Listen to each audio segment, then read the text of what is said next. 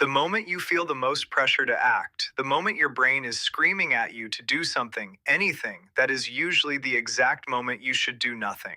In 1875, the most feared politician in Europe could not hold back. One move turned every neighbor against him. He was forced to publicly back down. He nearly lost his job. Then he disappeared for 5 months. When he came back, his entire strategy had changed. He designed a system that kept his rivals busy fighting each other while he did nothing. That system kept Europe at peace for over a decade and turned Germany from a newcomer into one of the top industrial powers on the continent. His name was Bismarck. The thing that almost destroyed him, psychologists now call action bias. When pressure hits, your brain screams, do something. But Bismarck's story proves something counterintuitive. The people who learn to hold still end up winning the most. Today, you will see how this instinct nearly destroyed the smartest man in Europe, how he turned it around and rode it for over a decade, and how you can spot it in your own life. Quick context: imagine a neighborhood with 5 big houses. For centuries, the lot in the middle was split into tiny pieces. Nobody worried about it. Bismarck was the guy who managed those pieces. Over 10 years, he fought, negotiated, and bluffed his way into gluing them all together. In 1871, the pieces became a mansion.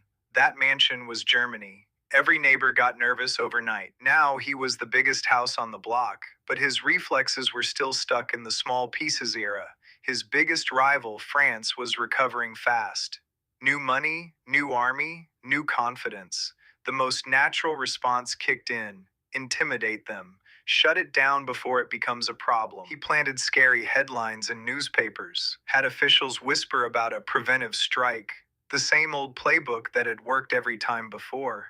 But this time, every single neighbor ganged up against him. France was recovering, sure, but it was nowhere close to being an actual threat. Bismarck could have done nothing and just watched, but anxiety would not let him wait. He had to do something, even though that something was completely unnecessary. This is how action bias works. Pressure hits, your brain skips thinking and goes straight to demanding movement.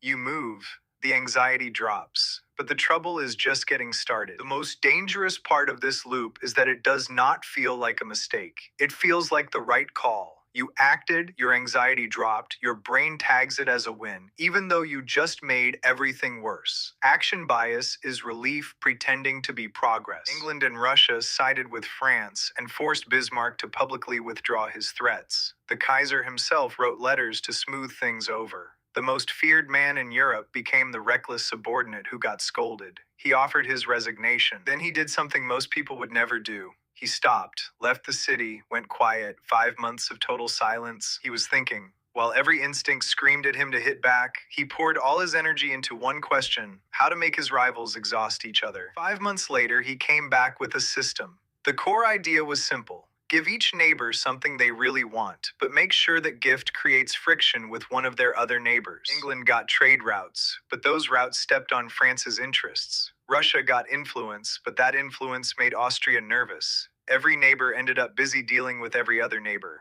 Nobody had time to come after him. Notice what he did, or more accurately, what he did not do. He did not threaten anyone, he did not force anyone. He set the conditions, then waited for people to walk toward him on their own. He thought more clearly than anyone around him. So clearly that he knew he did not need to move. The Bismarck of the small pieces era would have rushed in to negotiate one by one. The Bismarck who sat in silence for 5 months learned to set the conditions and let others walk to where he wanted them. The system ran for over a decade, but maintaining it was not easy. Friction between neighbors shifted constantly. These two were fighting today, those two suddenly made up tomorrow. Every shift made people want to jump in and adjust. His team pushed him every day. France and Russia are getting too close, we need to do something. He refused. His thinking was clear: as long as Germany stays still, every neighbor can only exhaust each other. The moment Germany moves, every target shifts to Germany. He held that line for over a decade. During that time, Germany's economy grew threefold. Its population surpassed France. Its industrial output caught up with Britain. From a mansion that had just been built, it became the wealthiest house on the block. And while all of that happened, not a single neighbor formed a coalition against it. Bismarck's story could end here, but action bias does not only live in a chancellor's office, it lives in the decisions you make every day. Let us start with work. Something goes wrong with a project. The boss has not said a word yet, but you are already rewriting the plan, firing off emails, calling an emergency meeting.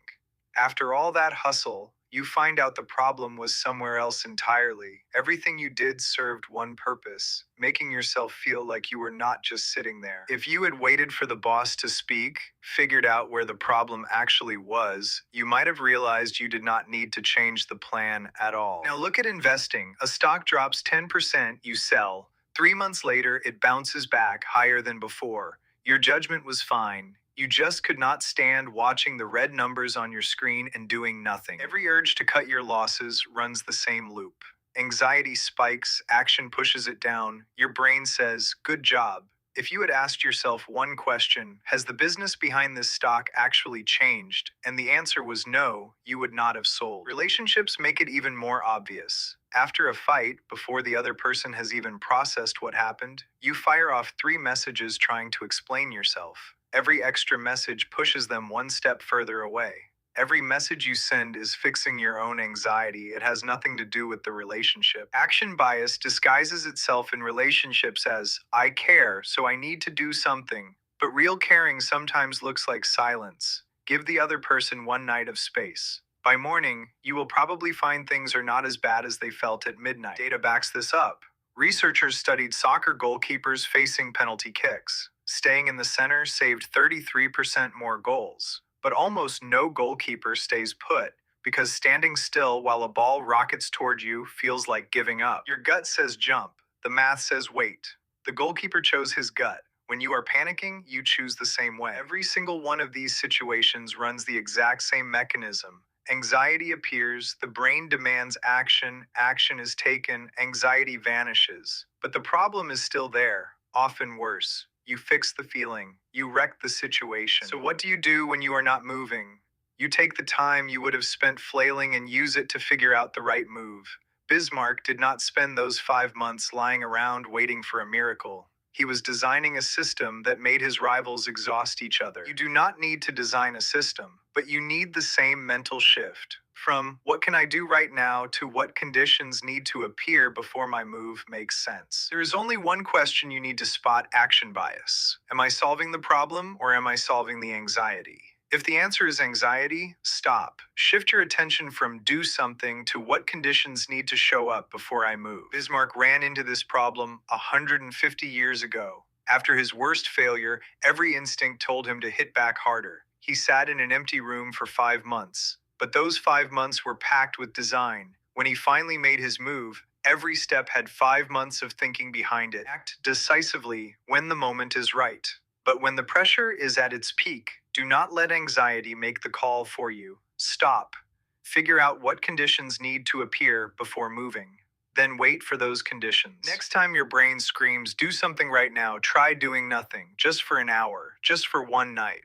But do not leave that time empty. Use it to answer one question. What needs to happen before my move is the right one?